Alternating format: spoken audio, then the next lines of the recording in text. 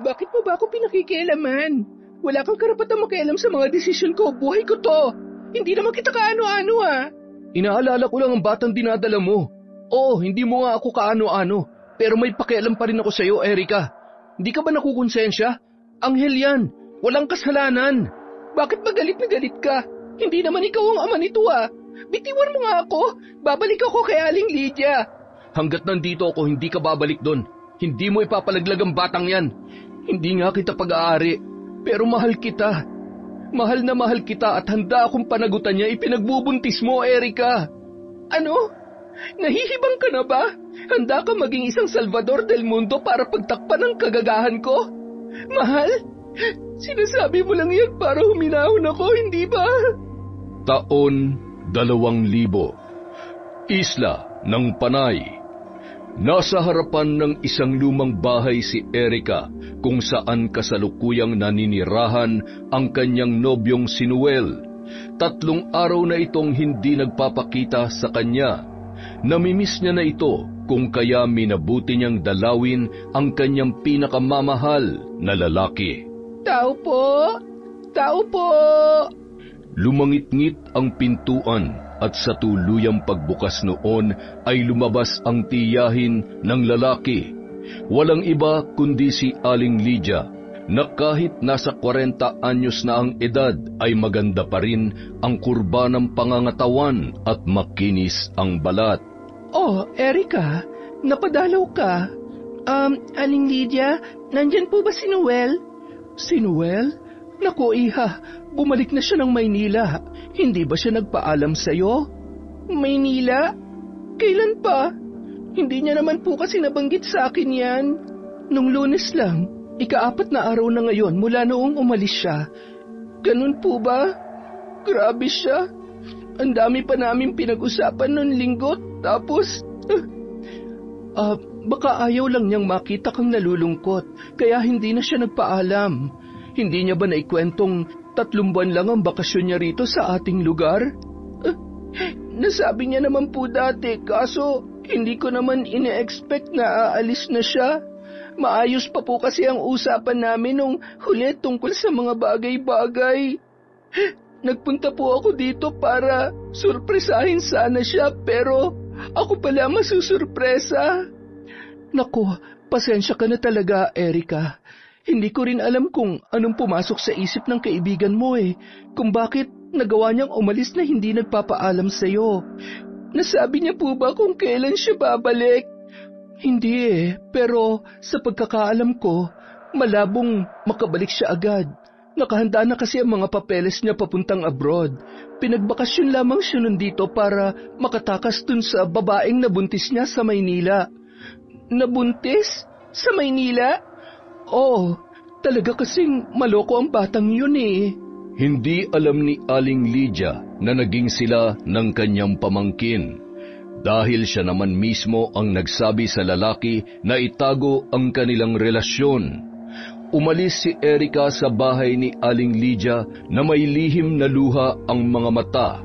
Napakasakit para sa kanya ang kanyang natuklasan at pakiramdam niya ay sasabog siya kung hindi pakakawalan ang mga maiinit niyang luha.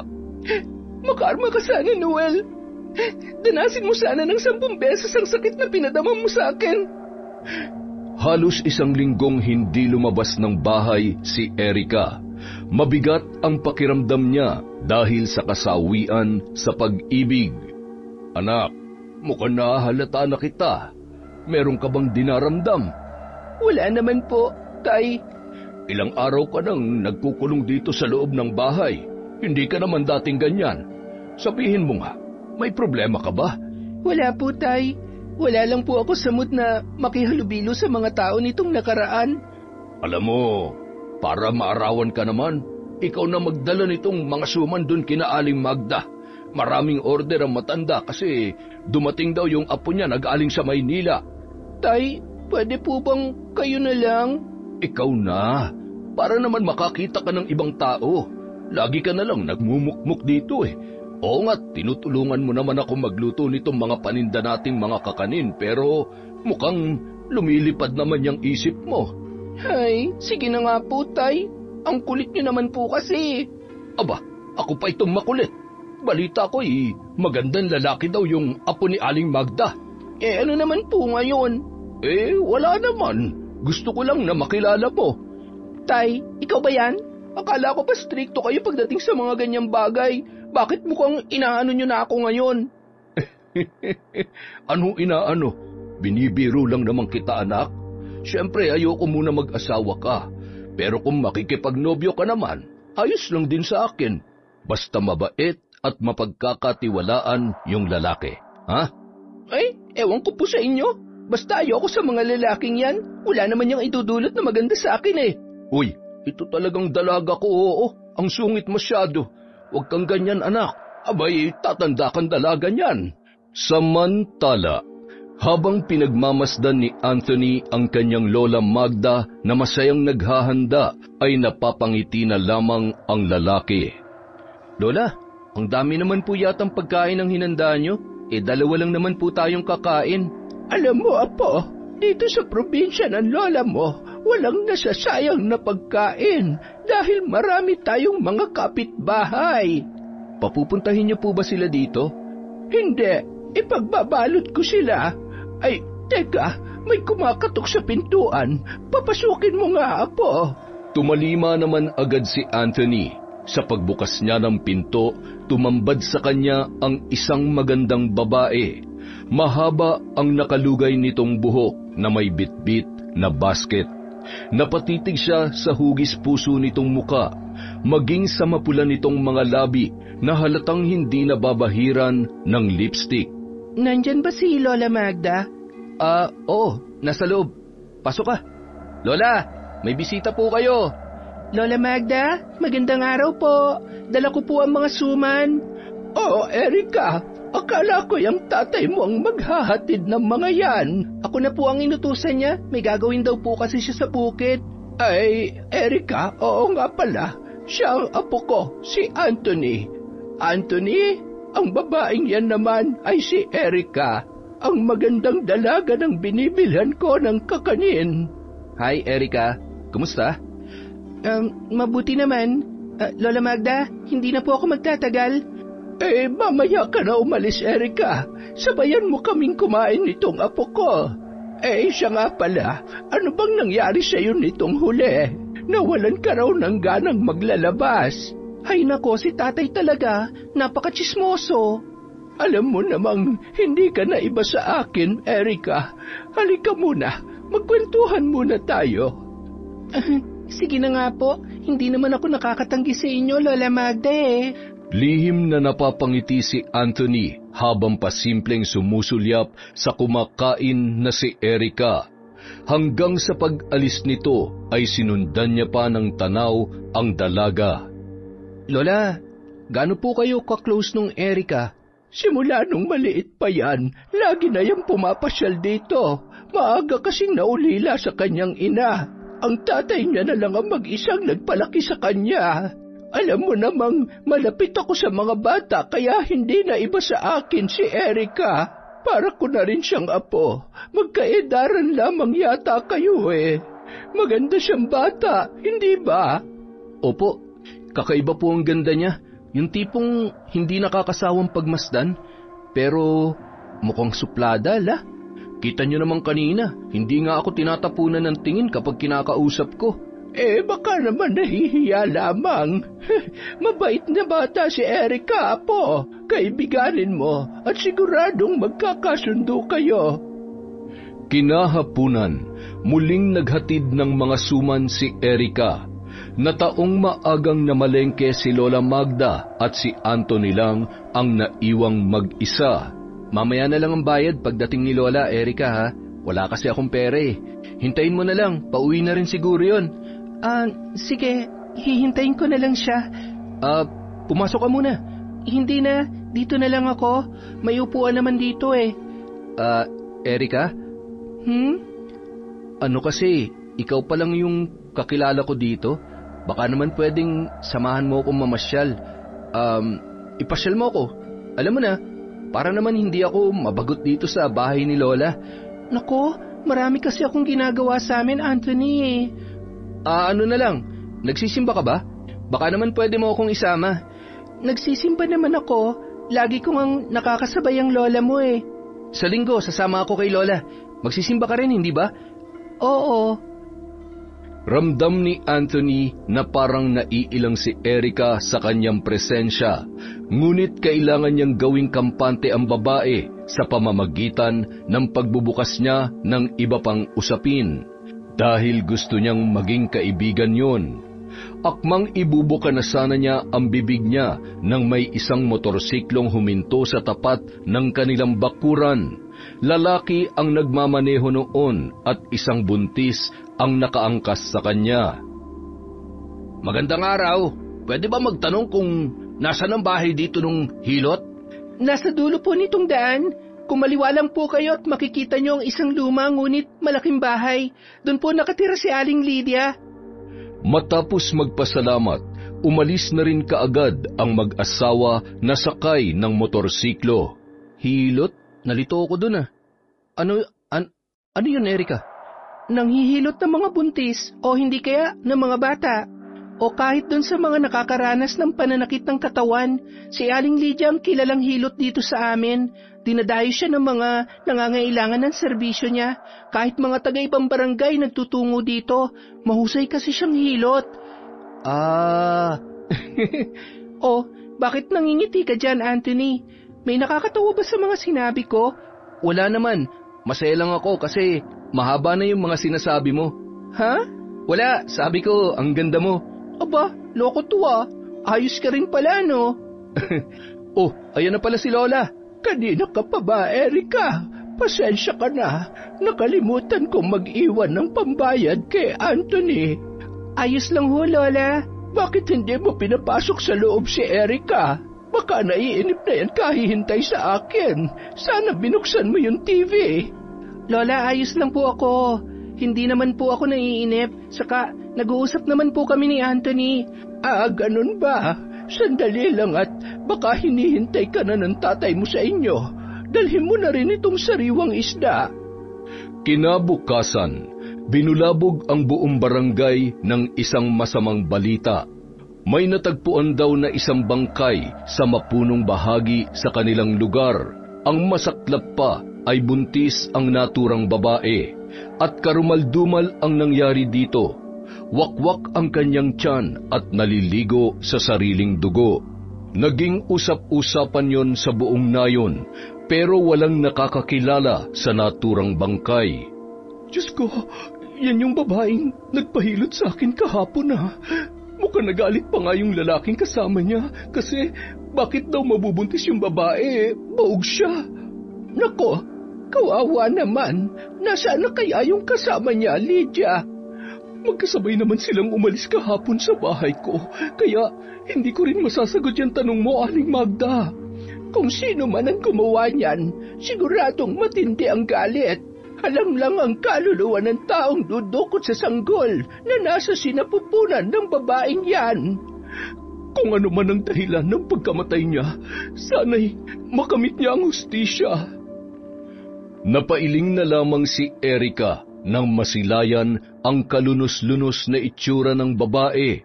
Nakikilala niya ang mukha noon dahil yun ang buntis na nakita niyang nakaangkas sa motorsiklo ng lalaking nagtanong sa kanila kahapon. Naglalakad pa uwi sina Alfredo at Erica nang muling mapag-usapan ang tungkol sa nangyari sa babae. Sa palagay niyo, Tay, yung lalaki kaya may gawa? Yung lalaking kasama niya? Hindi ko rin masabi, anak. Minsan na rin kasi ako nakakita ng ganoong senaryo. Nung maliit ka pa at kasama pa natin ang nanay mo.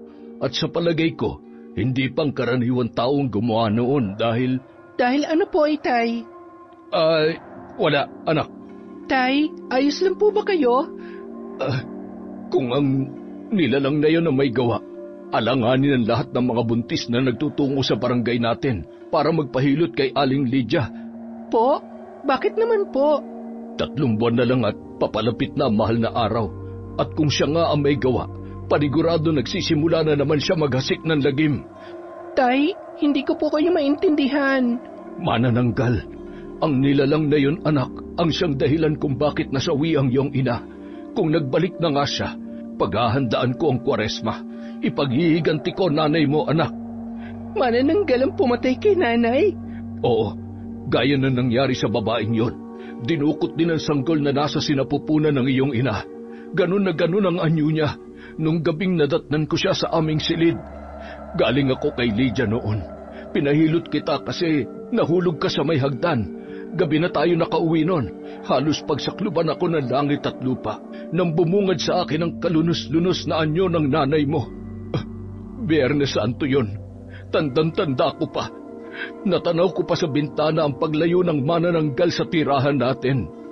Halos hindi makapaniwala si Erica sa mga narinig niya buhat sa kanyang ama. Ang buong akala niya, nagkasakit ang nanay niya kaya yun pumanaw. Hindi kasi nagkukwento si Alfredo tungkol sa pagkamatay ng kanyang asawa.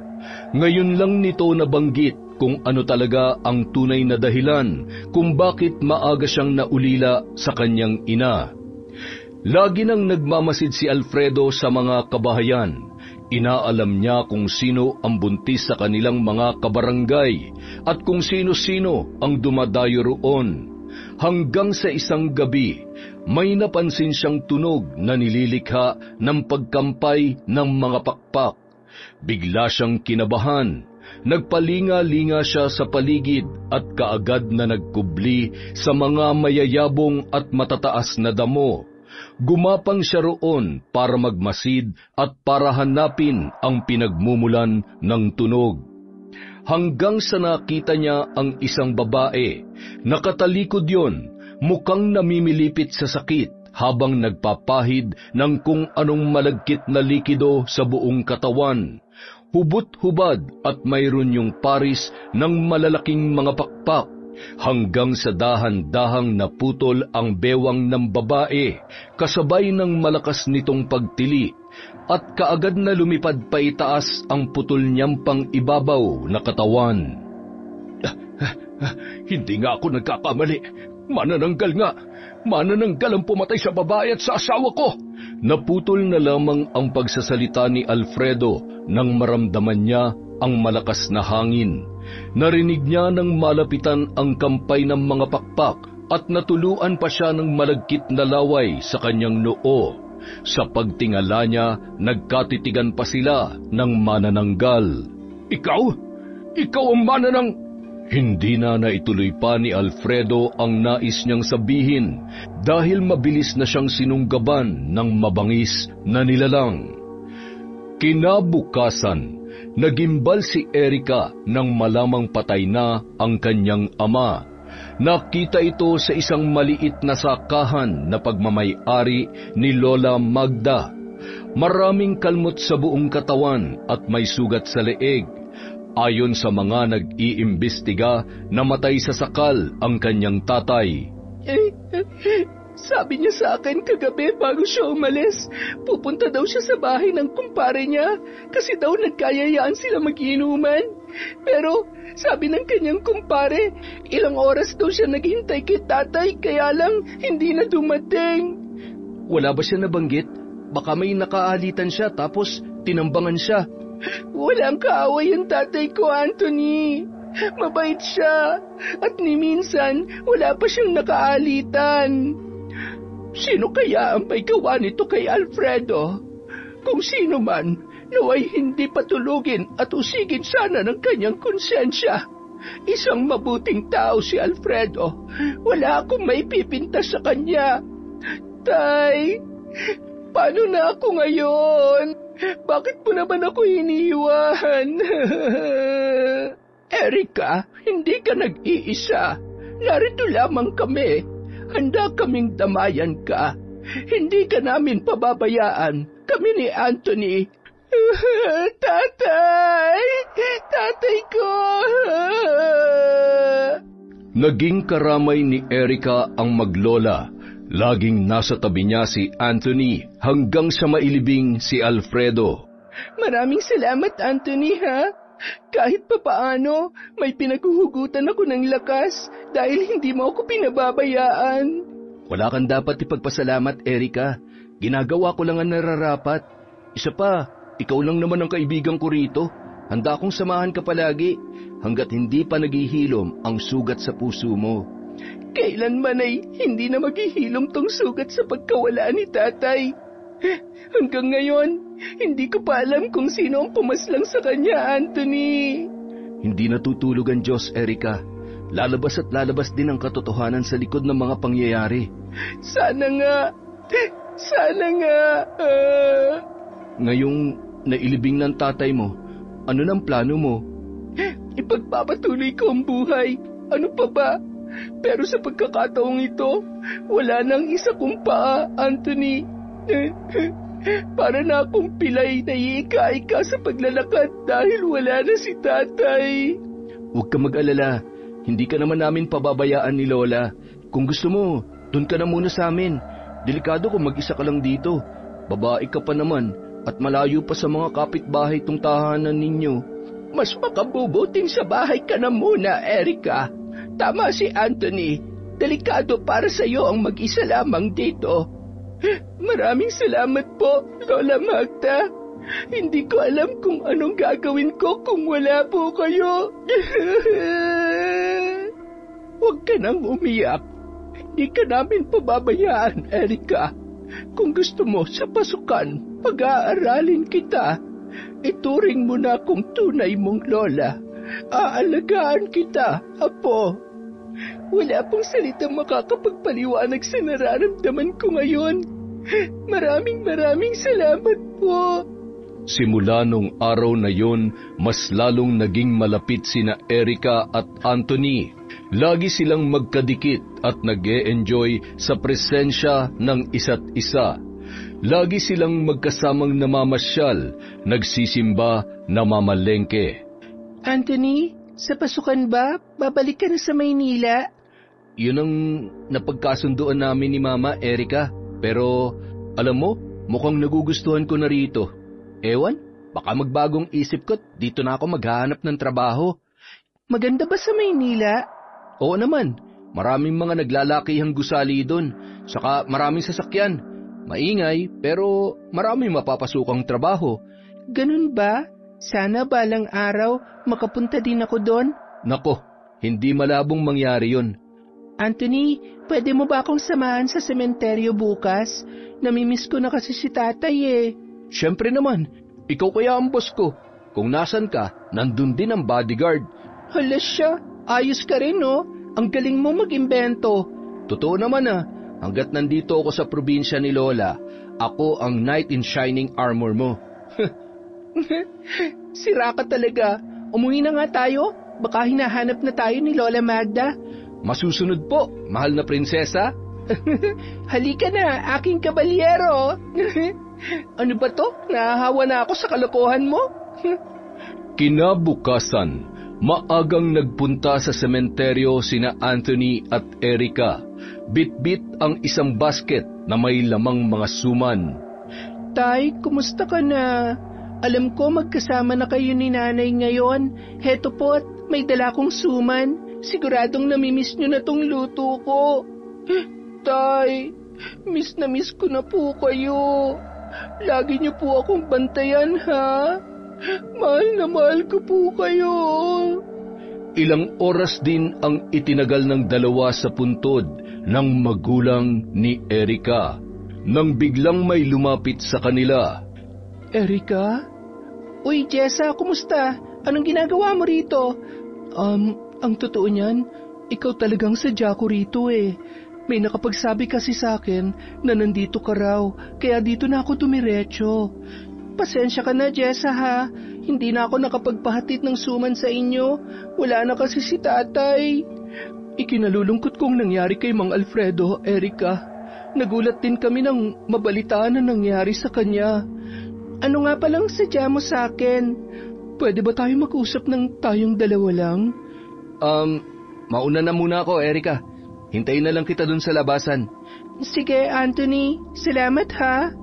Nang makalayo na ang binata, ay alanganing ngumiti si Jessa kay Erica. Ipinagtapat nitong buntis siya at nangangailangan siya ng tulong ng dalaga. Ayaw kong kasuklaman ako ng mga magulang ko, Erica. Please, tulungan mo naman ako maipalaglag ang batang ito. Ano? Jessica, masama yun. Isang malaking kasalanan ang binabalak mong gawin. Wala na akong ibang paraan na maisip. Naglayas nang nakabuntis sa akin. Alam kong may kilala kang hilot. Sigurado matutulungan niya ako sa problema ko. Hindi ko kasi alam kung gumagawa pa ng ganyang bagay si Aling Lydia, Jessa eh. Erica, marunong nga siya manghilot, hindi ba?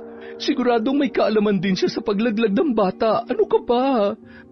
Pero, please, nagmamakaawa ako sa iyo, Erica. Kahit labag sa kalooban ni Erica na tulungan si Jessa, ay mas nangibabaw ang awa niya para sa kaibigan. Sige, sasamahan kita kay Aling Lydia. Pero ipangako mong kapag nabuntis ka ulit, hindi ka na magpapalaglag ha. Kawawa ang anghel na walang kasalanan, Jessa. Isinama muna nila si Jessa sa bahay ni Lola Magda para makapag-isip-isip. Mawalang galang na ineng. Buntis ka ba? Ho? Palagay ko buntis ka. Tama ba ko? Hindi po siya buntis, Lola Magda. Hindi nalilinlang ang mga mata ko, Apo. Isang tingin ko lang sa leeg mo. Alam kong may buhay na pumipintig dyan sa sinapupunan mo.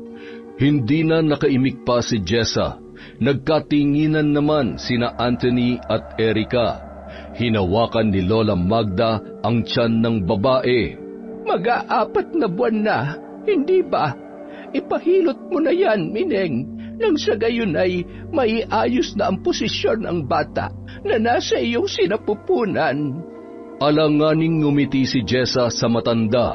Makalipas ang ilang minuto, niyaya na ni Jessa si Erica na magtungo sa bahay ni Aling Lydia. Nagpaiwan naman si Anthony. Malapad naman ang ngiti ni Aling Lydia nang salubungin silang dalawa. Kasalukuyang nagwawalis ang babae sa bakuran nito. Erica, anong may paglilingkod ko sa inyo? May kailangan po ang kaibigan ko sa inyo, Aling Lydia. Ay, sandali lang at maghuhugas muna ako ng kamay. Pumasok na muna kayo sa loob. Pinapakiramdaman ni Erica ang kaibigan at nahahalata niya na kinakabahan yon. Jessa, sigurado ka na ba talaga? Pwede ka pang umatras kung nagdadalawang isip ka. Sure na ako, Erica. Wala nang atrasan to. Hinawakan ni Erica ang kamay ni Jessa. Nanlalamig ang mga yon. Pagpasok ni Lydia sa sala galing sa kanyang silid ay may bitbit na itong garapa. Naglalaman yon ng langis na siyang ginagamit niya sa panghihilot. Nang ilahad ni Jessa ang nais na mangyari ay nanlaki ang mga mata ni Lydia.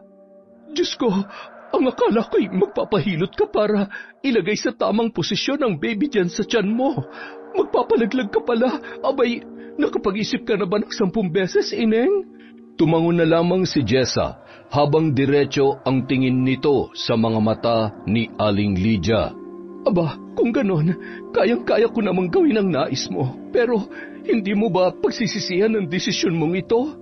Ang pagsisisi ay laging nasa huli, Ineng. Kaya kung gusto mo pang umurong, walang problema yon.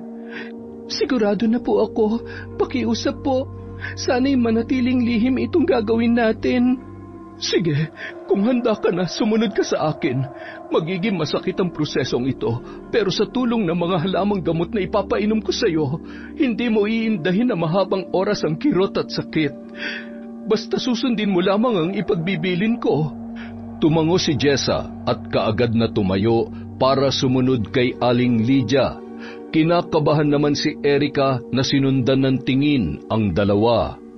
Habang naiwang mag-isa sa sala ang dalaga, pabalik-balik naman siya sa paglalakad. Hindi siya mapakali. Naririnig niya kasi ang pagdaing ng kaibigan, hanggang sa narinig niya ang impit na paghiyaw nito. Halos 1.5 oras siya sa ganoong posisyon nang sa wakas ay tawagin siya ni Aling Lydia.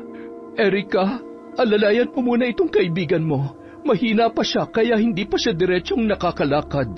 Tumalima naman agad ang dalaga at inalalayan si Jessa papunta sa sala galing sa silid ni Aling Lydia. magpahinga ka muna ng ilang oras. Inumin mo muna itong langis na pinagbabaran ng mga espesyal na halamang gamot para gumaan ang iyong pakiramdam. Jessa, matulog ka muna. Mamaya pupuntahan ko si Anthony para maihatid ka namin sa inyo.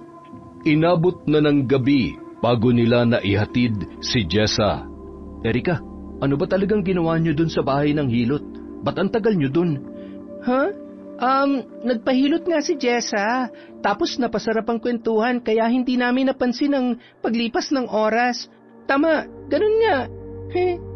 Napakunot naman ang noo ng kanyang kaibigan. Ganun ba? Mukha kasing may nililihim ka sa akin eh. Tapos, pansin ko rin ang pananamlay nung kaibigan mo. Parang may iniindang masakit sa katawan na hindi mo maintindihan. Paika-ika pa nga eh. Napagod lang siguro yon. Ikaw talaga, ang dami mong napapansin. Magaling kaya akong kumilatis. Asset ko yun eh. Tara na, maghanap na tayo ng masasakyan tricycle para makauwi na tayo. Pagka-uwi ng dalawa, wala si Lola Magda sa bahay. Nagtaka naman si Anthony dahil ang laging bilin nito ay kapag sumapit na ang alas 7:30, wala nang lalabas ng bahay. Dapat nakalak na ang lahat ng bintana at pintuan. Pero pagdating nila doon, nakabukas pa ang isang bintana sa sala, maging ang pintuan sa kusina. Nasaan kaya si Lola? Baka nasa likuran lang, nagpapahangin. Sabay pa silang nagulat nang biglang may kumaluskos sa likod bahay kasabay ang pagputak ng mga manok na parabang nabubulabog. Ano yun? Nagmadali silang nagtungo sa labas, doon sa likod bahay para tingnan kung bakit nagkakagulo ang mga manok na nakadapo sa mga puno. Anthony, sandali! Baka may magnanakaw. Magdala kaya tayo ng itak o hindi kaya pamalo para may panlaban tayo. Sumang-ayon naman si Anthony at sabay na silang naghagilap ng pwedeng bitbitin. Hinawakan ng lalaki ang isang matalas na itak at si Erika naman kumuha ng baseball bat. Nagdala rin siya ng flashlight. Pagkatapos noon, dahan-dahan silang sumilip sa labas. Nakita nila si Lola Magda, nakatalikod sa kanila, nakaupo at nakaharap sa isang malaking puno. Nakayuko yun na parabang may kinakagat at ang mga kamay ay parang may hinahawakan na nagpupumiglas. Lola, anong ginagawa mo dyan? Nagulat pa ang matanda sa pagkarinig ng boses ng kanyang apo. Napalingon yun sa kanila. Inilawan naman ni Erika ng flashlight ang matanda. Dumiretso ang liwanag sa mukha ni Lola Magda at nagtaka pa ang dalawa kung bakit may tumutulong sariwang dugo sa gilid ng labi noon. Nakauwi na pala kayo. Mabuti naman. Anthony, tulungan mo nga akong itali itong 2 paa ng manok. Ang likot-likot kasi. Kailang po pala, Lola. Akala namin kung sino na. Napagkamalan ka tuloy namin magnanakaw.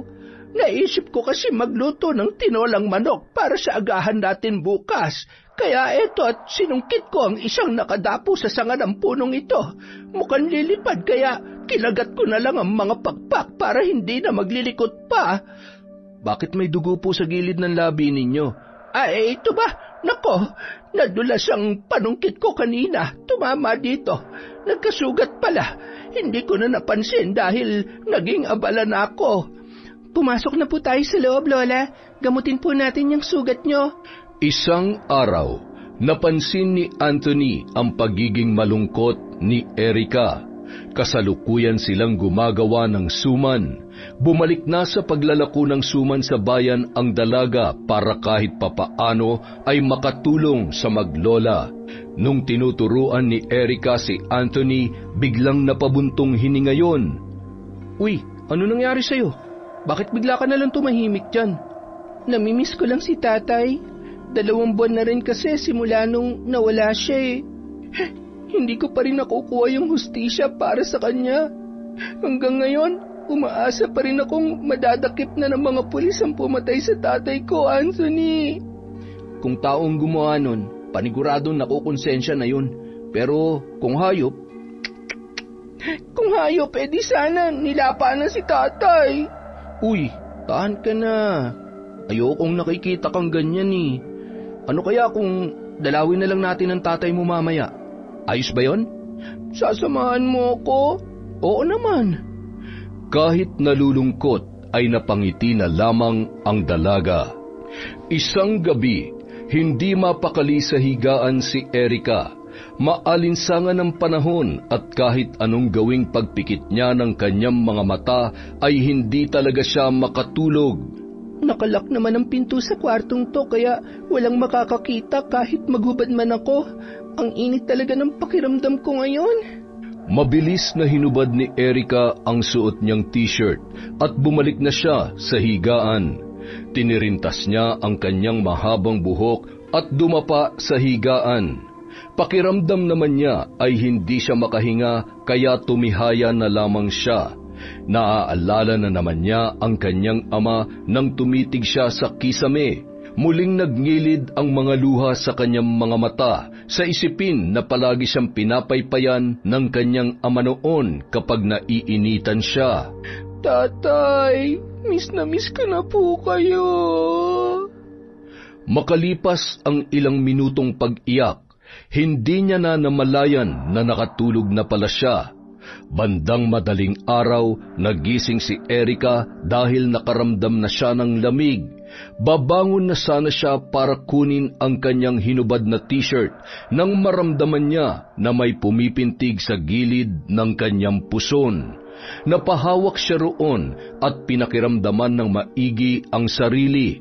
Pinigil pa niya ang paghinga para masiguro ang kanyang nararamdaman. Napalunok siya nang maramdamang tila may namumuong kung ano roon na tila tumitigas.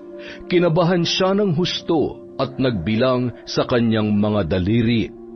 3 buwan na pala akong hindi dinadatnan. Diyos ko, hindi kaya nagbunga ang ginawa namin noon ni Noel? Pero 1 beses lang yun ah.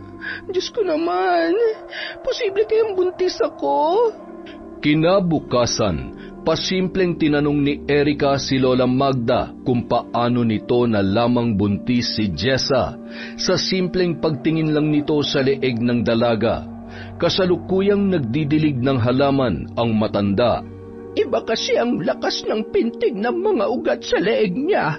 Yun bang parang nag-uunahan? Lola, posible bang mabuntis ang isang babae kahit na 1 beses lang siyang nagalaw? Oo naman. Sabihin mo dun sa kaibigan mo na palaging kumain ng masustansyang pagkain. Huwag magpapagod at magpakonsulta agad sa doktor kapag may hindi magandang naramdaman para maging safe ang baby niya. Opo, sasabihin ko po sa kanya, Lola. Lola, lahat po ba ng buntis naglilihi? Hindi naman. Ako kasi nung pinagbubuntis ko ang mama ni Anthony, wala naman akong naramdamang kakaiba. Bukod doon sa matakaw ako sa mga ginataan, kahit anong ulam basta may gata, nilalantakan ko talaga. Ibig sabihin, hindi kayo nandidiri sa mga bagay-bagay tulad ng ibang mga buntis? Nako, hindi. Hindi ako maselan magbuntis. Yung mga kapitbahay ko nga nagugulat na lang kasi saka pa nila nalalamang buntis ako kapag malaki na ang tiyan ko. Ganun po pala yon. Magkakaiba kasi ang mga nararamdaman ng nagbubuntis. Uy, ano yan? Ang aga-aga may naririnig na akong buntis-buntis ah. Ano bang pinag-uusapan yung dalawa? Tungkol to kay Jessa. Chismoso ka rin no? Nagtatanong lang eh. Bakit ba ang sungit mo? Hindi ako masungit. Sinasagot ko lang ang tanong mo. Hindi eh. Iba yung dating ng tono ng sagot mo eh. Parang merong diin.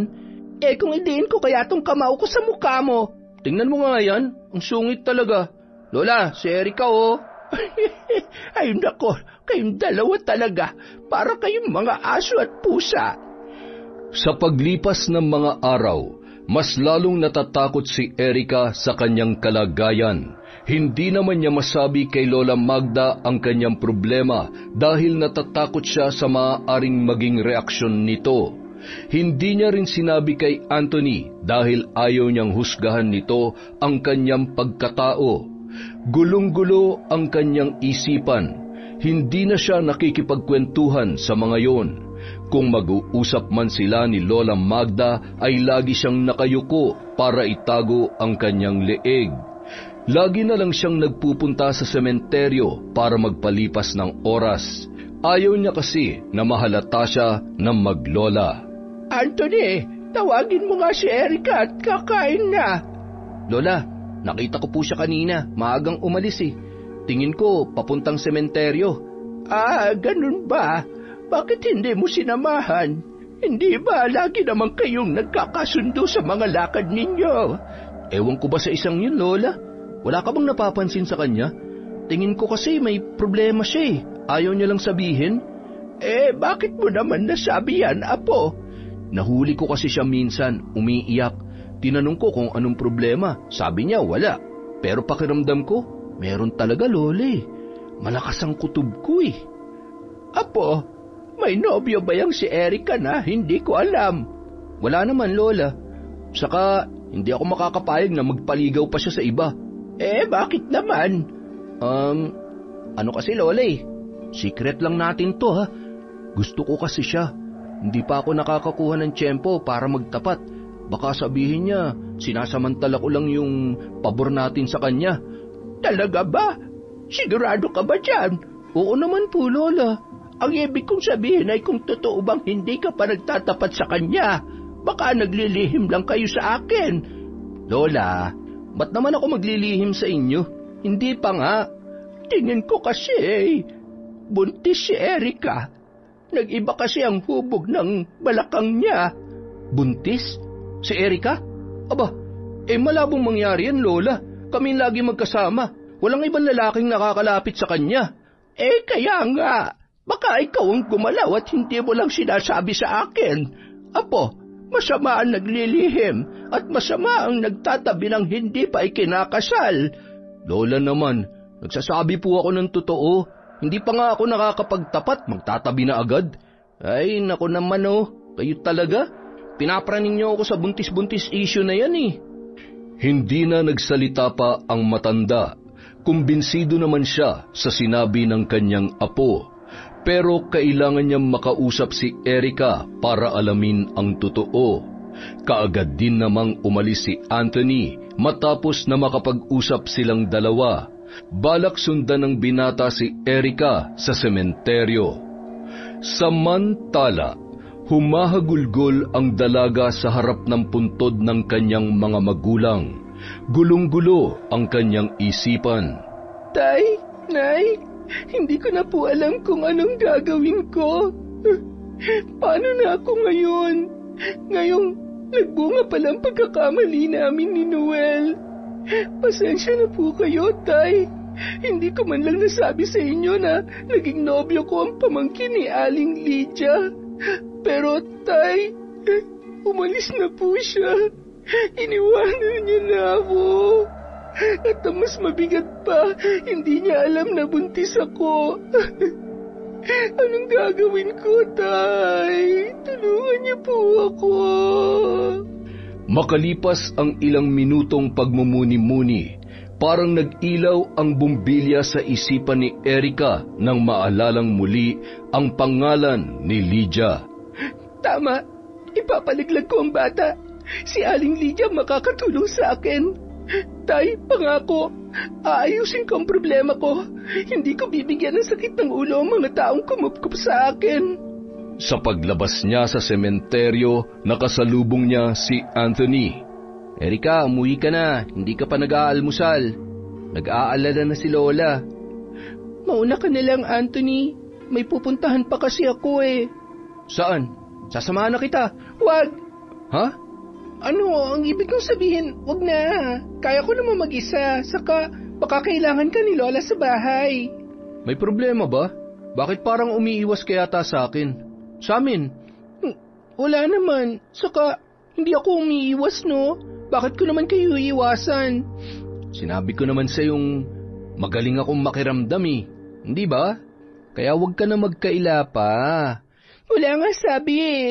Siguro nangungulila lang ako kay tatay kaya gusto ko mapag-isa. Yun lang. Wala nang ibang dahilan. Ayoko nang nalulungkot ka, okay? Kaya sa ayaw at sa gusto mo, bubuntot ako sa'yo. Baka kung ano pa maisipan mong gawin. Napabuntong hininga na lamang si Erica sa kakulitan ni Anthony. Umuwi na lamang silang dalawa. Sa susunod na araw na lamang niya gagawin ang kanyang binabalak na pagbisita kay Aling Lydia. Kinagabihan, masinsinang kinausap ni Lola Magda si Erica. Nagtanong ang matanda tungkol sa napansin niya sa katawan ng dalaga. Erica, hindi naman siya nakikialam ako sa buhay mo, pero gusto ko lang malaman ang totoo. Lola Magda, sino ang ama? Hindi umimik ang dalaga. Nagpatuloy lamang yon sa pagsinghap. Huwag ka mag-alala, hindi ako galit. Lagi mong tandaan na ang dinadala mong yan ay biyaya ng Panginoon. Sige na, pumasok ka na sa kwarto mo para makapagpahinga ka. Pag-usapan na lang natin kapag handa ka na. Batid ni Erica kung gaano kabait si Lola Magda, pero ayaw niyang maging mas pabigat pa siya rito, kaya itutuloy niya ang kanyang plano. Kukuha lamang siya ng tamang tiyempo. Hanggang isang araw, sinamahang mamalengke ni Anthony si Lola Magda. Isinabay na rin niya ang paghahatid ng mga suman sa mga suki ni Erica. Masama kasi ang pakiramdam ng dalaga. Nang napadako si Anthony sa pwesto ng karinderya ni na Jessa, narinig niya ang dalawang lalaki na nag-uusap. Nagpalaglag nga raw kasi ang si Jessa. Malaki ang nagastos ni paring Lando sa pagpapaospital sa anak niya, kaya hanggang ngayon ay sarado pa ang karinderya nila. Kawawa naman si paring Lando. Halos igapang ng pag-aaral ng anak niya, tapos ito naman si Jessa, gagawa pa ng kalokohan. Iba na kasi ang isip ng mga kabataan ngayon, pre. Imbis na makatulong sa magulang, nagdadagdag pa ng problema. Biglang sumagi sa isip ni Anthony ang itsura ni Jessa noong ihatid nila ito. Paika-ikang naglakad na inalalayan ni Erica at ngumiwi-ngiwi ang muka na parabang nahihirapan sa iniindang kirot. Nagpalaglag si Jessa kay Aling Linda nung araw na yun. Kaya pala ang tagal nila sa bahay nung hilot. Kaya pala nararamdaman kong may inililihim sa akin si Erica nung oras na yun. Sabi ni, lakas talaga ng pakiramdam ko. Habang naghihintay ng masasakyang motorsiklo, nabanggit ni Lola Magda sa binata ang tungkol sa kalagayan ni Erica. Umamin po siya sa inyo na buntis siya, Lola? Hindi naman sa diretsahang umamin, pero nang tanungin ko siya, hindi niya naman maitanggi. Tahimik lang siya at umiiyak. Sino daw po ang ama? Ilang buwan na? Hindi niya pa sinasagot ang tanong kong yan, Apo. Ang mabuti pa, kausapin mo siya. Baka magsabi siya sa iyo ng totoo. Isang mabigat na problema ang pinapasan ngayon ng kaibigan mo. Kailangan niya ng karamay. Opo, gagawin ko po yan, Lola. Pag-uwi ng maglola, kaagad na inasikaso ni Anthony ang dalaga matapos na makapagluto ng nilagang karne ng baboy. Kumain ka na, Erica. Mainit pa tong sabaw. Salamat, Anthony, pero wala akong gana eh. Ano gusto mo kainin? Wala. Baka gusto mo manood ng TV o hindi kaya makinig ng drama sa radyo. Hindi, ayoko. Maingay. Sumasakit ang ulo ko. O sige, sabihin mo lang kung may kailangan ka, ha? Anthony, okay lang ba sa'yo kung ano? Sabihin mo lang. Pasensya ka na pero gusto ko talagang makita. Talaga, Erica? Gusto mo ako makita? Ako bang pinaglilihan mo? Aba, ayos ah. Sige, dito lang ako sa harapan mo hanggat gusto mo. Ha? Anong pinagsasasabi mo dyan? Saka hindi ako naglilihen, oh. Issue ka dyan. Sinabi na sa akin ni Lola. Alam kong problemado ka ngayon, pero pwede ka naman mag-share sa akin. Hindi kita huhusgahan. Promise, mababawasan ang bigat na nararamdaman mo. Ay, hindi ko na talaga maitago sa inyo. Oo, buntis ako, Anthony. Bago ko lang din nalaman. Kasi nag-iba na yung pakiramdam ko eh. Basta, hindi ko gaano maipaliwanag sa'yo. Sa palagay mo, ilang buwan na yung dinadala mo? Mga 3 buwan na siguro. Erica, pwede ko bang malaman kung sino ang tatay? Yung dati kong nobyo, si Noel. Akala ko kasi totoo siya sa akin eh. Mahal na mahal ko siya kaya naibigay ko sa kanyang natatanging kayamanan ko. Alam ba niya na nagdadalang tao ka? Hindi, at wala akong balak na ipaalam sa kanya. Hindi pwede yan. Karapatan niya malaman ang kalagayan mo ngayon. Wala na siya, Anthony. Patay na? Hindi. Iniwan niya na ako. Bumalik na siya sa Maynila. At kailanman, hindi niya malalamang nagbunga ang ginawa namin dahil hindi ko isisilang ang sanggol na to.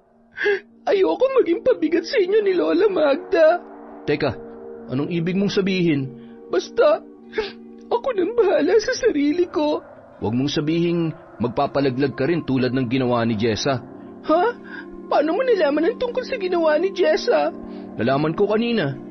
Erika, wag na wag mong gagawin ang ginawa niya, ha? Maaatim ba ng konsensya mong kitli ng buhay nang wala namang kamuwang-muwang na anghel? Maraming nangangarap na magkaroon ng anak. Mapalad ka dahil biniyayaan ka na may kapal. Nandito naman kami ni Lola. Aalalayan ka namin. Hindi ka namin pababayaan, Erika. Hindi na nakaimik pa ang dalaga. Alam niyang kasalanan ang ninanais niyang gawin pero buo na ang kanyang pasya. Hindi na siya nakipagtalo pa kay Anthony. Minabuti na lamang niyang ibahin ang usapan para mapaniwala ang nag-iba na ang takbo ng kanyang isip. Anthony, pwede ka bang kumain ng hinog na langka para sa akin? Oo naman. Mabuti naman at naliwanagan ka na. Kahit ano pa yung gusto mong gawin ko, hindi ako magrereklamo. Basta para sa ikasisiyan ng baby mo. Kailangan mong isawsaw sa bagoong, ha? Bagoong? Sigurado ka ba? Langka, bagoong? Ang pangit kaya ng lasa nun. Sabi mo gagawin mong gusto ko. Sinungaling. Pinaasa-asa lang ako. Naglilihi ako eh. Eto na, gagawin ko na. Ano naman oh, hinog na langka, isasawsaw sa bagoong? Ayos din. Magiging masarap yun. Tama, masarap nga siguro pagmasdan na napipilitan lang ako. Ano yung huling sinabi mo, Anthony? Wala. Sabi ko maghahanap na ako ng hinog na langka, tsaka ginataang bagoong. Tawang-tawa naman si Erika habang pinagmamasdan si Anthony na diring-diri at napipilitang kumain ng kanyang request. Sa bawat paglunok nito ay napapangiwi pa ang muka ng binata kasabay ng pagpikit ng kanyang mga mata. Panguling subo na po ito. Mahal na prinsesa, makakaraos na rin ako. Wow! Congratulations! Kahit diring-diri sa kinakain, lihim naman nang umingiti si Anthony. Masaya siya dahil napagbigyan niya at napasaya ang babaeng nagbibigay ngayon ng kulay sa kanyang buhay. Hanggang isang gabi, nakarinig si Erika ng mga pagaspas ng pakpak sa labas ng bahay. Malakas ang pagkampay noon kaya ramdam niya ang hangin na tumatagos sa loob ng kanyang silid. Kakaibang kaba ang sumikdo sa dibdib ni Erika nang biglang pumaibabaw ang tunog ng mga kampay. Hanggang sa may dumapo sa kanilang bubong na yero, rinig na rinig niya ang tunog na nililikha roon ng kung anong nilalang na naglalakad. Kaagad na bumangon ang dalaga habang hawak-hawak ang kanyang tiyan. Mabilis niyang binuksan ang pinto ng silid. Akmang lalabas na sana siya nang tumambad sa kanyang harapan si Lola Magda na nasa katabing kwarto lamang natutulog. Naririnig mo ba naglalakad sa bubungan? Tumango lamang si Erika. Ang nasa sinapupunan mo ang sadya ng manananggal na yan, Erika. Po, paano niyo po nalaman, Lola? Shhh! Kunin mo itong asin at dinikdik na bawang. Ipahid mo sa tiyan mo at ako'y magsasaboy naman ng asin sa labas ng bintana. Makalipas ang ilang minuto, narinig na lang ni Erika ang paglayo ng mga pagaspas. Nagiging mas mabangis ang mga manananggal kapag sumasapit ang mahal na araw. Kita mo na't dinayok ka pa talaga rito. Ano po ba talagang manananggal? Narinig ko na rin po kasi yan kay tatay. Isang uri ng aswang na ang pinakapaboritong pagkain ay ang mga batang hindi pa nailuluwal.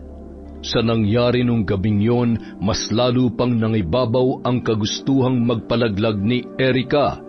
Dahil para sa kanya, perwisyo ang dala nito. Pati tuloy si Lola Magda ay nag-alala dahil sa nangyayari. Kaya naman, kinabukasan, araw ng linggo, saktong nagpunta sa simbahan ang maglola para magpabendisyon ng mga palaspas. Sinadyang hindi sumama ni Erika, nagdahilan siyang masama ang kanyang pakiramdam. Nang makaalis ang maglola, nagmamadali naman siyang naligo at nagbihis para magtungo kay Aling Lydia. Alam niyang kapag ganitong papalapit na ang mahal na araw ay hindi nagagawi sa simbahan ang babae. Dahil gumagawa ito ng mga gamot na ibababad sa langis para gamiting panghilot. Malayo pa lamang ay natanaw na ni Erika si Aling Lydia. May bitbit itong basket palabas ng bakuran. Nagmamadaling lumapit si Erika, nababatid niya kasi napapaalis ang hilot. Aling Lydia, sandali! Anong atin, Erika? Maaari ko po ba kayong maabala saglit? Kasi may hihilingin po sana ako sa inyo, Aling Lydia. Anong may tutulong ko? Inilahad ni Erika ang kanyang sadya. Tila naman lumuwag ang muka ng hilot nang marinig ang nais ng dalaga. Sigurado ka ba? Hindi biro ang hinihiling mo. Buo na po ang pasya ko, Aling Lydia. Ay sige, ikaw ang bahala. Pumasok na tayo sa loob. Sa loob ng kwarto na pinagdalhan ni Aling Lydia kay Erika ay mayroong mga nakahilerang malalaking garapon sa isang sulok. Ang iba ay may lamang langis at kung ano-ano pang mga ugat ng kung anong puno. May mga garapon din na walang laman. Pinasuot siya ni Aling Lydia ng saya at pinahiga sa isang maliit na kama. Aling Lydia, ano po bang magiging proseso? Hilot lang. Hihilutin lang natin ang tiyan mo para unti-unting mailabas natin ang nasa sinapupunan mo, Erika. Makakaramdam ka ng kirot sa bawat pagdiin ng mga kamay ko. Pero normal lang yon. Kailangang tiisin mo para magtagumpay tayo. Ano? Handa ka na ba? Tumango na lamang si Erika bilang pagtugon. Samantala, hindi mapakali si Anthony sa loob ng simbahan. Parang may nag-uudyok sa kanya na umuwi para silipin ang dalaga. Hanggang sa hindi na siya nakatiis kaya nagpaalam siya sa kanyang lola. Pagdating niya sa bahay, wala roon si Erika. Hindi alam ni Anthony kung bakit kinakabahan siya. Isang bata ang nakita niya sa kalsada. Tinanong niya yon kung nakita ba nito si Erika. Opo, nadaanan ako kanina ni Ate Erika. Mukhang nagmamadali nga po tapos sinusuntok niya pa po yung puson niya. Mukhang papunta po sa bahay ni Aling Lydia. Dahil sa hindi niya maipaliwanag ang nararamdamang pag-aalala, mabilis na tinakbo ni Anthony ang daan papunta sa bahay ng hilot. Samantala, impit na napadaing si Erika sa unang pagdiin ng mga kamay ni Aling Lydia sa kanyang puson. Aray! Hindi ko po yata kaya, Aling Lydia. Masyado pong masakit. Kayanin mo. Unang diin ko pa lang yan. Marami pang kasunod yan, Erika. Sandali. Hihinga lamang po ako. Alam mo, kapag nanganak ka, mas masakit pa dyan ang mararamdaman mo. Nakailang buga ng hangin si Erika, tsaka niya ipinatuloy kay Aling Lydia. Subalit biglang may kumalabog sa pintuan. Sabay pa na nagulat ang dalawa. Naku, mukhang may nakapasok na aso. Sandali lang at titingnan ko, ha? Babalik ako agad. Ang inaakalang aso ay hindi pala dahil ang humahangos na si Anthony ang bumungad sa kanya. Aling Lydia, nandito po ba si Erika? Oh, ikaw pala, Anthony. Oo, nandito siya. Erika, anong ginagawa mo rito? Nasaan siya? Erika! Ay, sandali lang. Ano ba nangyayari sa'yo? Bakit ka ba galit na sumusugod dito? Nang marinig ang boses ni Anthony, napatayo si Erica at kaagad na lumabas. Anong ginagawa mo dito? Hindi ba dapat ako magtanong sa iyo niyan? Anong ginagawa mo dito? Nagpapahilot. Talaga ba? Nagpapahilot o nagpapalaglag? Kita mo na, hindi ka makasagot. Umuwi na tayo, Erica. Uuwi na tayo. Aray ko, ano ba, Anthony? Bakit mo naman ako kinakaladkad? Nasasaktan ako. Tila bingi naman ang binata. Patuloy niyang hinihila si Erica palabas hanggang sa tuluyan na silang nakaalis sa loob ng bakuran ni Aling Lydia. Nakakunot ang noo ng ginang na pinagmasdan ng dalawa habang papalayo sa kanyang tahanan. Nanginginig ang kanyang mga nakakuyom na kamay at nagtatangis ang kanyang mga bagang, hindi dahil sa pag-aalala sa dalaga, kundi dahil sa galit. Galit na galit siya dahil sa hindi na ituloy ang pagdukot niya sa namumuong sanggol na nasa sinapupunan ni Erica. Malas at dumating ka pa, Anthony. Wala tuloy akong libre makakain mamayang gabi. Pues, hindi ako titigil hanggat hindi ko nakukuha ang pinaka-aasam-asam ko sa iyo, Erica. Mamayang gabi, muli kitang bibisitahin. Samantala, galit na minura ni Erica si Anthony habang sila ay nasa gilid ng daan na napapaligiran ng mga tanim na saging. Bakit pa ba ako pinakikialaman? Wala kang karapatang makialam sa mga desisyon ko sa buhay. Hindi naman kita kaano-ano Inaalala ko lang ang batang dinadala mo. Oo, hindi mo nga ako kaano-ano, pero may pakialam pa rin ako sa iyo, Erica. Hindi ka ba nakukonsensya? Anghel yan. Walang kasalanan. Bakit ikaw tong galit na galit? Hindi naman ikaw ang ama. Bitawan mo nga ako. Babalik ako kay Aling Lydia. Hindi ka na babalik doon hanggat naririto ako. Hindi mo ipapalaglag ang batang yan. Isa lang tong kahihiyan, Anthony. Nagdadala lang to ng problema sa akin, sa inyo. Ayoko mas maging pabigat ako sa inyo ng lola mo. Naiintindihan mo ba ako? Hindi kita naiintindihan. Hindi ka naman naging pabigat eh. Kailanman hindi ka magiging pabigat. Mahal ka ng lola ko. Sa tingin mo, anong iisipin ng mga tao kapag pinagpatuloy ko ang paglaki nitong tiyan ko? Na isa akong kalat-karing babae? Nagpabuntis sa isang lalaking ilang buwan ko lang nakilala? Wala kang karapatang husgahan ng pasya ko, Anthony. Hindi mo naman ako pag-aari, Hindi nga kita pag-aari, pero mahal kita. Mahal na mahal kita at handa akong panagutan yung pinagbubuntis mo, Erica. Ano? Nahihibang ka na ba? Handa kang maging isang Salvador del Mundo para pagtakpan ang kagagahan ko? Mahal, sinasabi mo lang yan para huminahon ako. Hindi ba? Una pa lang kitang nakita, tumibok na ang puso ko, Erica. Si Lola makakapagpatunay niyan. Mahal kita. Sana naman pagbigyan mo akong maging parte ng buhay mo para sa magiging anak mo. Pangako, magiging isang buong pamilya tayo. Hindi makapaniwala ang dalaga sa inilahad ng binata. Walang imik siyang naglakad pauwi sa kanilang bahay. Tahimik lang na nakasunod si Anthony sa kanya. Hindi sila nag-iimikan hanggang pagdating sa bahay. Nagtataka namang nagpapalipat-lipat ng tingin si Lola Magda dahil sa ipinapakita ng dalawa. Ano pang problema ninyo? Nag-aaway ba kayo? Bakit hindi kayo nagpapansinan? Yan kasing isa dyan, Lola. May ginawang kahibangan kanina. Nagpunta dun sa hilot, gusto magpalaglag. Ano? Totoo ba yun, Erica? Apo? Lola, yun lang kasi naisip kong paraan para makatakas sa kahihiyan. Mabuti na lang talaga dumating ako sa tamang oras. Kung hindi, baka pati ang babaeng yan na-ospital na ngayon. Ospital? Bakit naman ako mga-ospital? Magagaya ka lang naman kay Jessa. Ilang araw sa ospital dahil sa naisip niyang kahibangan. Si Jessa? Pero sabi ni Aling Lydia, magiging okay din si Jessa dahil may ibinigay naman siya mga halamang gamot Hindi tumigil ang pagdurugo niya. Ay, Diyos ko. Ano bang pumasok sa isip mo, Erica? Alam mo bang pwede mong ikamatayan? Bakit mo ba ginawa ang bagay na yan, Apo? Hindi nakakahiya ang mabuntis. Biyaya ng Panginoon ang batang yan. Wala siyang kasalanan. Lola, ayoko rin pong maging pabigat sa inyo. Erica, Pamilya na ang turing ko sa iyo. Ang magkakapamilya nagtutulungan, nagdadamayan, sa hirap man o sa ginhawa.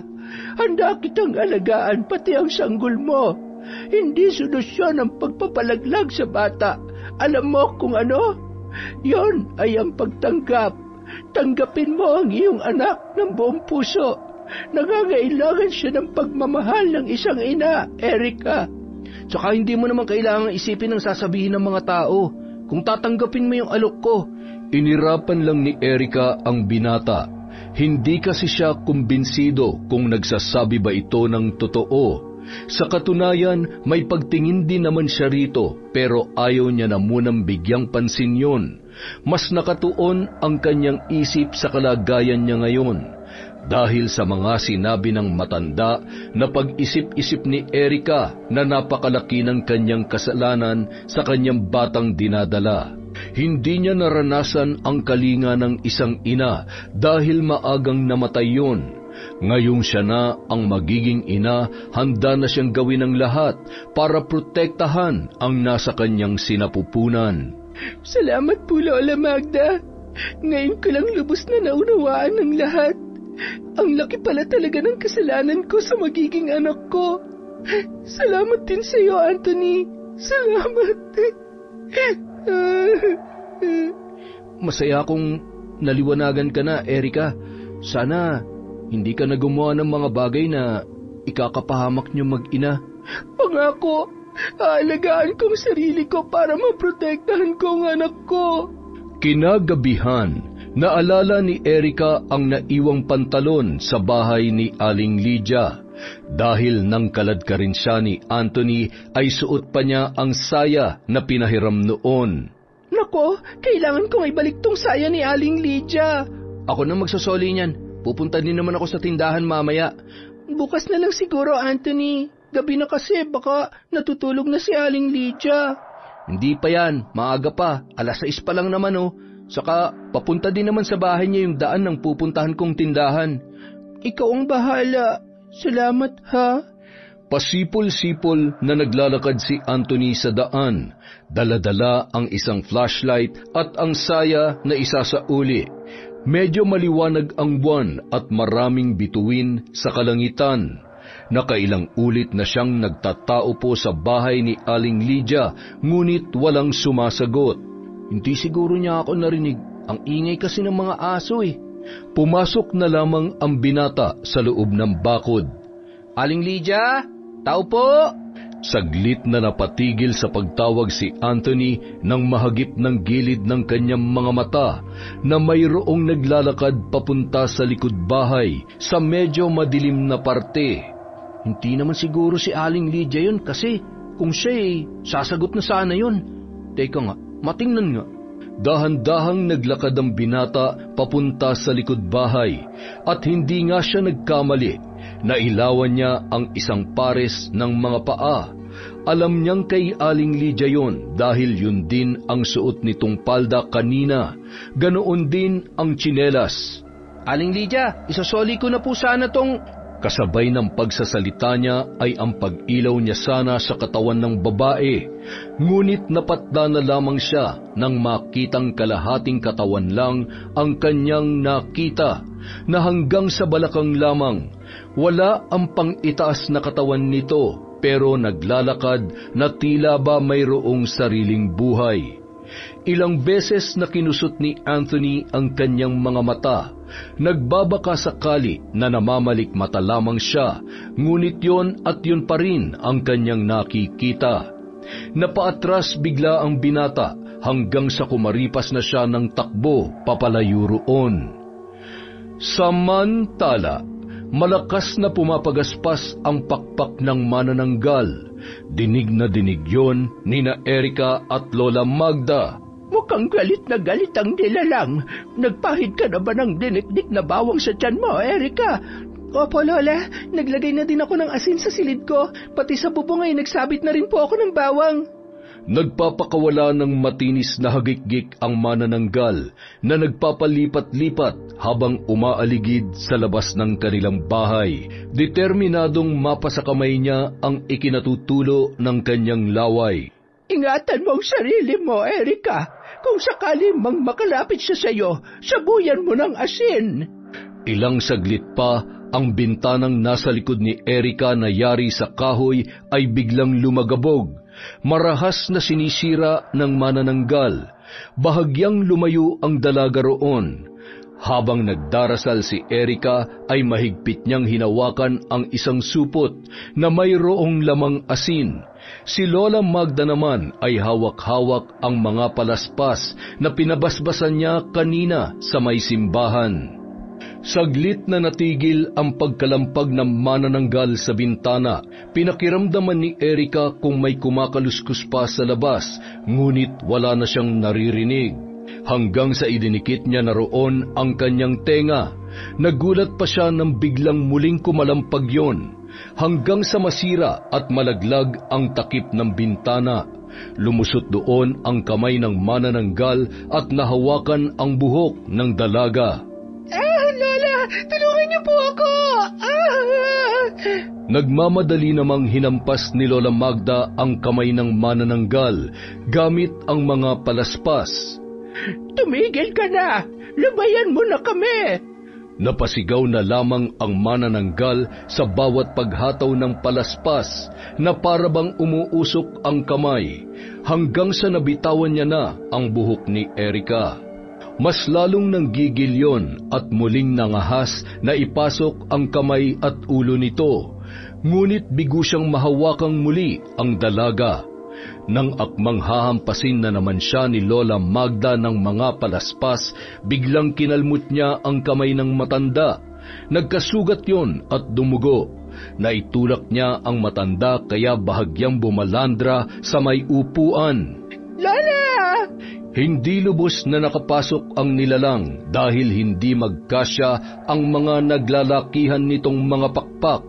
Kinuha ni Erika ang palaspas mula sa matanda, subalit natisod siya sa paa ng upuang kahoy, kaya bumagsak din ang dalaga. Asin! Asin, Erika! Isabay mo sa kanya! Nang makabawi, mabilis na pinulot ni Erika ang supot na may lamang asin. Isinaboy niya yon sa manananggal. Humiyaw yon at lumayo sa may bintana. Samantala, humahangos na dumating si Anthony sa loob ng kanilang bakuran.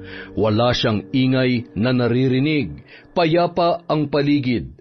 Subalit nang pumasok na siya sa loob ng bahay, nanlaki ang kanyang mga mata nang makita na nagkakagulo roon. Lola, Erika, ano nangyayari?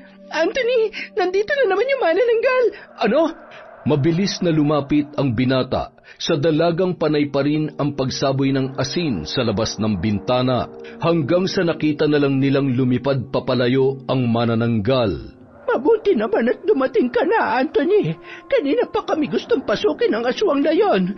Ito nga't nasugatan pa ako sa kalmot niya. Nang masigurong wala na talaga ang nilalang, mabilis na inayos ni Anthony ang nasirang bintana. Muli niyang ikinabit ang nahulog nitong takip. Ano po bang manananggal na sinasabi niyo? Isang putol na katawan na may mga pakpak. Putol?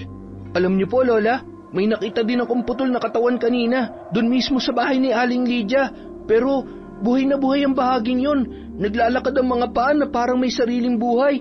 Paikot-ikot lang doon sa loob ng bakuran ni Aling Lydia. At saka, sa palagay ko, si Aling Lydia po yun. Sigurado ka ba dyan sa sinasabi mo, Anthony? Oo naman, hindi ako nagbibiro kapag ganito kaseryosong usapan, lalo pat nakakakilabot. Sigurado ka bang si Lydia nga ang kaputol na yon? Oo naman po, sa suot na palda, tsinelas, siya po talaga yon. Pero naguguluhan po talaga ako sa nakita ko. Lola, posible kayang yun ang kaputol na katawan ng manananggal na pumarito? Kung totoo mang si Aling Lydia yon, ibig sabihin, siya yung manananggal? Aswang siya? Kailangan nating makasiguro, mga apo. Sa Biyernes, kabilugan ng buwan. Alam kong mananalasa na naman ang nilalang na yon dahil patay ang Diyos. Anthony, kailangan mong maging matapang. Magbamasid ka kina Lydia. Kailangan maunahan natin siya bago pa niya masaktan si Erika. Bago pa niya madukot ang sanggol na nasa kanyang sinapupunan. Maghanda ka, apo. isang malaking misyon ang gagawin mo.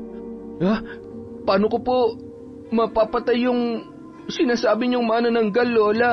Kapag nahanap mo ang kaputol ng katawan niyang naglalakad sa lupa, yun na ang pagkakataon natin.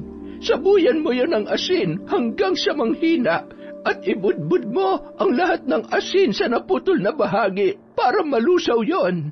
Sa ganoong paraan, mahihirapang makabalik ang kanyang pang-itaas na bahagi at sa oras na masinagan yun ng init ng araw, hindi na yun makakabalik pa sa anyong tao at masusunog na yun ng tuluyan. Ako na lang po kaya sigurong gagawa niyan, Lola. Baka kung ano pa mangyari kay Anthony. Tutal, ako naman po ang sadya niya. Hindi, Erica. Ako ang gagawa ng misyong ito. Wala kang ibang gagawin kundi alagaan at protektahan ang sarili mo. Samantala, nanggagalaiti naman si Aling Lydia. Ilang beses nang pumalpak ang balak niyang pagkain sa munting buhay na nasa sinapupunan ni Erica. Hindi ako susuko.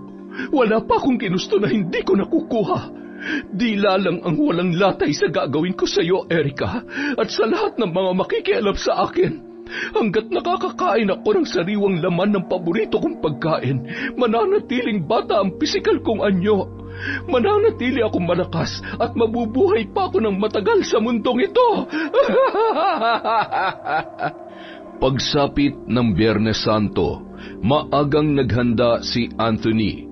Pumunta siya sa bayan para bumili ng maraming asin. Uubusin niya ang 3 kilo sa manananggal na tutugisin. Kinakabahan man sa maaaring mangyari ay nilalabanan niya yon. Lahat ay gagawin niya upang protektahan ang minamahal na dalaga. Kinagabihan, tahimik lang siyang nagmamasid sa bahay ni na Aling Lydia hanggang sa nakita niyang lumabas ang ginang sa bakuran nito. Nagmamadali, palinga-linga habang may hawak na sulo at ang isang kamay naman nito ay mayroong hawak na isang sungay ng kalabaw. Tumingala pa siya sa kalangitan kung saan bilog na bilog ang maliwanag na buwan at saka pumasok sa may loob ng sagingan. Sinundan siya ni Anthony. Maigsing distansya lang ang pagitan nito sa kanya. Ingat na hindi makagawa ng kahit anumang ingay. Nagkubli ang binata sa mayayabong na mga damo na nakapaligid sa ilang puno ng saging. Doon siya nagmasid kung ano ang gagawin ng hilot. Inilapag ng babae ang dala niyang sulo at pwersadong itinusok ang dulo ng sungay ng kalabaw sa isang puno ng saging. Muli siyang tumingala sa langit at pumikit. Naghubad ng damit at kinuha ang sungay na mayroon palang lamang langis at ibinuhos yon sa kanyang palad. Saka dahan-dahang ipinahid sa kanyang balakang, sa kanyang puson, paitaas sa kanyang dibdib, maging sa kanyang leeg at braso. Habang ginagawa niya yon ay parang namimilipit siya sa sakit. Dumadaing hanggang sa bigla na lang bumuka na parang payong ang tumubong pares ng pakpak sa kanyang likod. Kasabay noon ang paghaba ng kanyang mga kuko at ang pag-agos ng kanyang malagkit na laway. Medyo nag-iba din ang kanyang itsura dahil kumulubot ang kanyang muka. Muling nagpakawala ng matinis na paghiyaw si Aling Lydia habang hinahaplos ang kanyang balakang. At sa puntong yun, dahan-dahang umaangat sa ere ang napuputol niyang katawan. Isang matinis na pagtili ang kanyang ginawa bago siya tuluyang lumipad sa himpapawid. Sindak naman na nagmamasid si Anthony. Si Aling Lydia nga ang sinasabi nilang manananggal. Ngayon, humanda ka sa aking babae ka. Napapalunuklaway na lamang si Anthony habang lumalapit sa kaputol na katawan. Nakatayo ito malapit sa puno ng saging. Hindi na nagdalawang isip ang lalaki at kaagad niya na yung sinabuyan ng asin. Ang mga laman loob noon ay umuusok, tila mga bulating hindi mapakali dahil sa asing tumama sa kanila na nagbigay ng hapdi. Nagsimulang maglakad ang paa noon na parang natataranta kung ano ba ang nangyayari sa mga bituka. Muling nagsaboy ng asin si Anthony at sa pagkakataong yon ay tumama na sa mga paa. Naglulundag yon dahil sa hapdi at sakit. Hindi sinasadyang nasagi noon ang sulo na nasa paanan ng puno ng saging. Natumba yun at dumikit sa ilang tuyong dahon kaya naglikha ng apoy.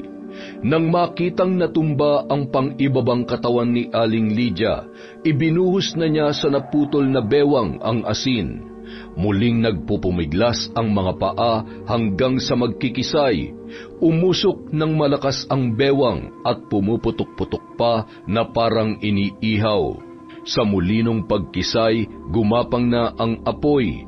Pinagmasdan na lamang ni Anthony ang pagkatupok noon at ang pagkalusaw ng mga naiwang laman loob. Tapos na ako rito. Kailangan ko na makabalik sa bahay. Baka kung ano na nangyayari doon. Hindi nga nagkamali ang binata dahil nadatnan niyang binabaklas ng manananggal ang kahoy na bahagi ng kanilang mga bintana. Marami na ring galos si Erica na patuloy sa paghataw ng palaspas sa manananggal. Erica, umusog ka! Ako nang bahala dyan! Magtago ka na para hindi ka makita nitong animal na to! Tumalima naman ang dalaga at ibinigay kay Anthony ang hawak na palaspas. Takot ka pala rito Sige, lapit! Lumapit ka nang makatikim ka ng sarap! Nagwawala naman ang manananggal dahil sa ginawa ng binata. Sinugod niya yon at nagpambuno silang dalawa. Nahawakan niya ang lalaki at sinakal agad yon. Nabitawan naman ni Anthony ang palaspas dahil sa pilit na kinakalas nito ang pagkakasakal sa kanya. Naalala ni Anthony ang asin na nasa kanyang bulsa. Dinukot niya yon at isinaboy sa muka ng halimaw. Napahiyaw naman ang manananggal at nabitawan siya nito. Narinig pa niya ang pagkampay ng mga pakpak na lumalayo. Wala na siya. Umalis na. Nagawa mo ba yung pinapagawa ko sa iyo, Apo? Opo, Lola. Kung ganon, babalik din ang manananggal dito, maya-maya lang. Hindi niya tayo tatantanan. Lola, natatakot po ako. Ngayon ka pa ba matatakot? Malapit na tayo magtagumpay. Konti na lang. Kailangan malagpasan natin ang gabing ito. Huwag nating hayaang may masaktan sa ating tatlo. Buhay niya ang magwawakas, hindi ang sa atin. Maliwanag ba, mga apo? Opo, Lola. Sa abot ng aking makakaya, puprotektahan ko po kayong dalawa. Ilang minuto lang ang lumipas, bumalik nga ang manananggal. Gigil na gigil.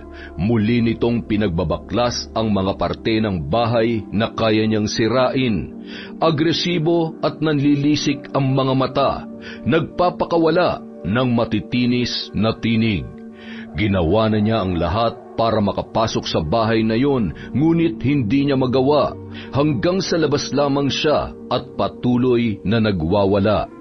Ilang oras din ang lumipas hanggang sa narinig niya ang pagtilaok ng mga manok. Nang mapagtantong magbubukang liwayway na, kaagad siyang lumipad pa itaas at lumayo para balikan ang kanyang kaputol. Naiinis man ay tinanggap niya na lang na pumalpak siya nung gabing yon. Sa pagbalik sa sagingan, nakita niya ang bakas ng nasunog na mga dahon. Nag-alala ang manananggal at nagpaikot-ikot para hanapin ang kanyang kalahati. Subalit nanlaki lamang ang kanyang mga mata nang sa kabilang sulok ay nakita niya ang bakas ng mga nalusaw na bituka at ang nagkalat na asin sa lupa. Mabilis siyang bumalik sa bahay nila Lola Magda para maghiganti.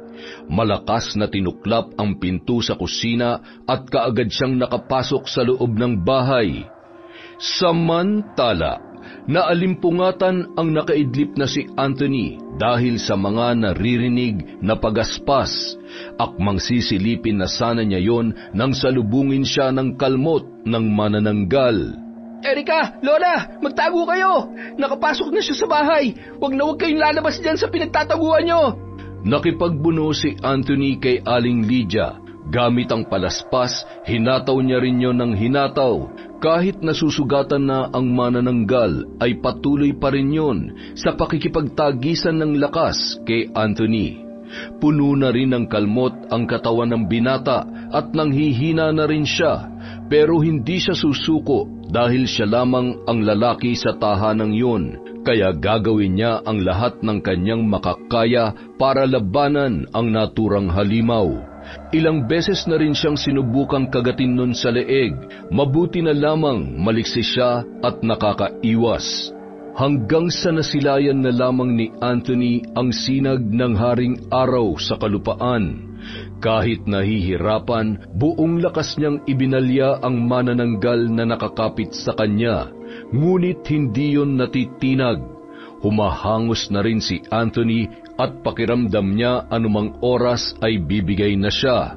Muli siyang sinunggaban ng kagat ng manananggal, pero nahawakan niya ang muka nito at pilit na itinutulak papalayo, kaya lamang ay unti-unti na rin siyang bumibigay.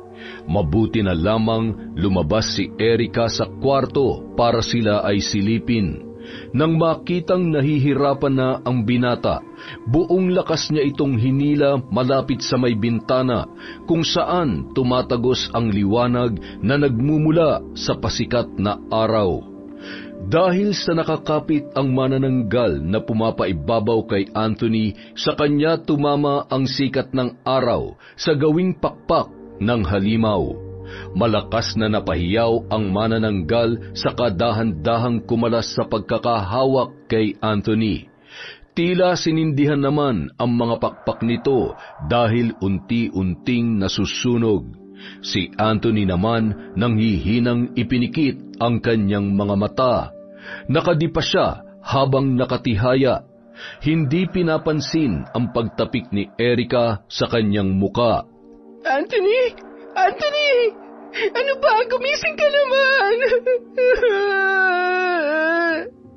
Nanatiling hindi kumikibo ang binata at hindi niya rin iminumulat ang kanyang mga mata.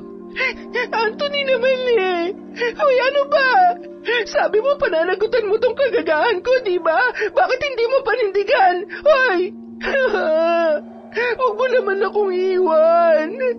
Oo na, tinatanggap ko na yung alok mo. Payag na ako ikaw maging tatay nitong dinadala ko. Basta gumising ka lang. Talaga, Erica? Sigurado yan ha, walang bawian yan ha. Oo naman, walang bawian. Pexman! Hoy, manananggal lang ang dapat mamatay. Salamat naman at natapos na rin sa wakas. Makakatulog na tayo ng mahimbing mamayang gabi. Kasabay ng pagsibol ng bagong umaga, ang tuluyan nilang pagsunog sa naiwang katawan ng manananggal. Ang sigang ito ang siyang saksi sa pagtatapos ng buhay ni Lydia. Hindi ko lubos maisip na siya pala ang manananggal, pero salamat na rin at natuldukan na ang kasamaan niya. Tay, naipaghiganti ko na rin po kayo. Nakuha ko na rin ang hustisya para sa inyo nang dahil kina Lola at Anthony.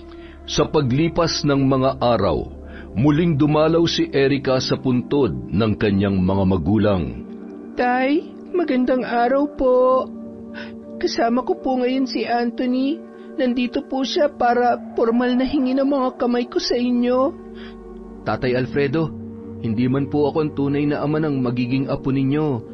Pinapangako ko pong mamahalin ko siya ng buo at ituturing na akin, gaya ng pagmamahal ko sa anak ninyo.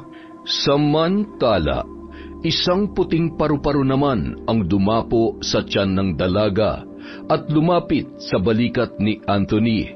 Alam ko pong kayo yan, Tay. Salamat po sa basbas ninyo. Masaya na po ako ngayon at alam ko na masaya na rin kayo. Kasama si Nanay. Yon! Nakaisa na naman po tayong istorya mula sa kwentong Enteng. Maraming salamat po sa pagtsatsaga niyong lahat na makinig sa ating kwento ngayong araw. Dahil dyan, muntik na akong magulat. Meron na naman tayong shoutout. Simulan po natin kay Maria Benitez. Hi din po kay Javen Delasan, kay Sally Roldan. Hello po sa Gonzalvo at Regalario family from Maribel. Hello po kay Cherry Mukbang ASMR. Hi din po kay Angeline Pascual, kay Yaquin, kay Roslyn Labajo, kay Febe Ranada, kay Frederick Ganagana sa Ganagana family, at kay Shailan Summerly. Hello po kay Michelle Mariano, kay Juvelin Camacho. Hello rin po kay Alfredo Siguya, Asodisen Cerila. Shout out kay Marites Tornea, kay Rosalina Bugayong. Hi po kay Nermalin Puherte from Leona, Taytay. Hello po kay Renerio Gape. Hi din po kay Aning QR, kay Jaren Beter, Gemma de Ocampo, Jennifer Sacris, kay Roxanne Gaudicos, kay Julie Zabate.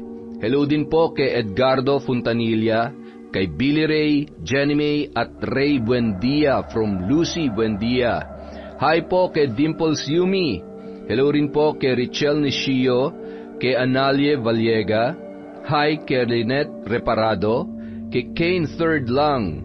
Hi kay Janine Mamon, kay Emmeline Camus, kay Glefe Plenel, kay Vicky Abut, Richel Adapon.